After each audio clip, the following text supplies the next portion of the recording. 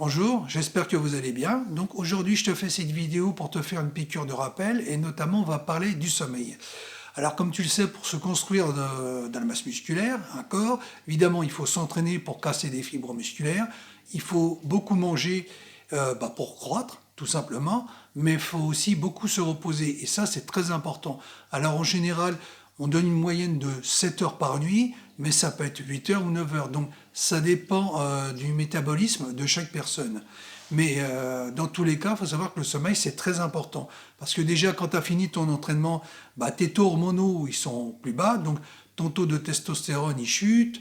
Ton taux d'hormones de croissance également. Donc, ton taux de glucides, il est en chute libre aussi. Donc ça peut être partiellement compensé justement en mangeant derrière, mais le plus gros du travail justement pour que le corps récupère complètement, c'est le sommeil. Donc dessus, on n'a rien inventé de mieux. Parce que lorsque tu te reposes, déjà, ton système hormonal, il va pouvoir se remettre à niveau, il va pouvoir booster. Donc ton taux de testostérone, mais également ton taux d'hormones de croissance, ils vont monter beaucoup plus haut, justement, dans leur niveau. Donc ça, c'est très bien, justement. Et c'est très important aussi. Donc, et par rapport à ça, tes fibres musculaires vont pouvoir également se reconstruire, mais également grossir, mais aussi devenir beaucoup plus résistantes. Donc ça, c'est très important si tu veux prendre de l'hypertrophie. Parce que tant que les fibres ne sont pas réparées et que le reste, comme je viens de te le dire antérieurement, n'est pas, revenu à son meilleur niveau, ta progression va être très faible.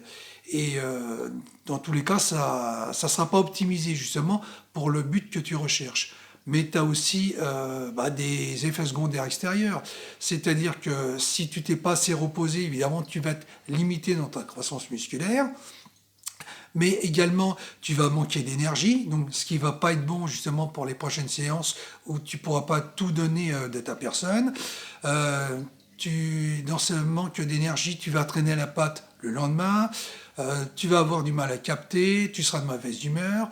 Donc tout ça, ça va pas jouer justement en ta faveur. Et justement, en plus, quand tu vas bosser, tu prends les transports en commun, ensuite tu vas travailler, donc tu dépenses de l'énergie. Donc si tu n'as pas cette énergie du fait que tu t'es entraîné, que tu n'as pas assez récupéré, tout ça, ça va jouer contre toi.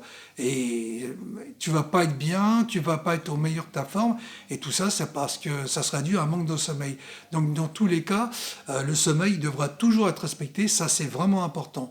Donc évidemment, il faut que tes entraînements soient bien calibrés, c'est-à-dire faut pas te surentraîner de manière trop conséquente, sinon tu vas avoir du mal à récupérer le lendemain.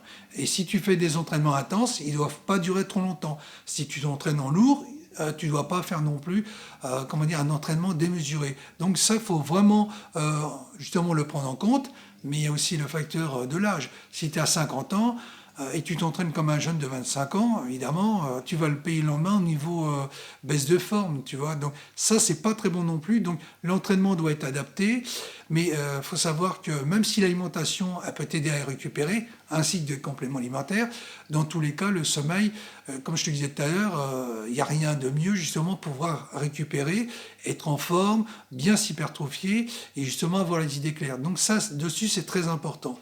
Donc, si tu t'entraînes, par exemple, tous les jours, tu peux prendre une pause justement toutes les 3 semaines. Si tu t'entraînes 3, 4 fois dans la semaine, à ce moment-là, tu peux prendre une pause toutes les 4 à 6 semaines.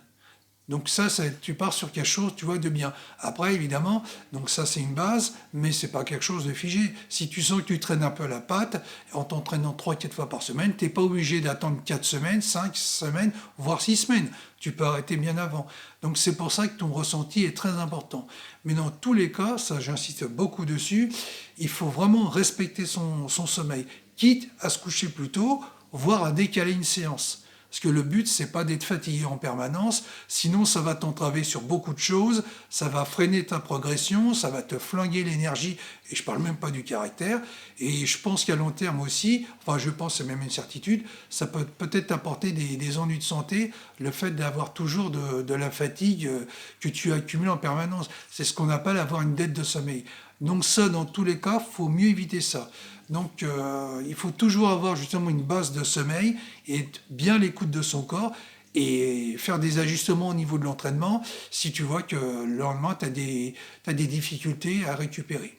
Voilà, donc ça, c'est une petite piqûre de rappel que je voulais te faire. Donc, n'hésite pas à me dire dans les commentaires si tu as ce problème ou si tu l'as déjà eu. Ça m'intéresse.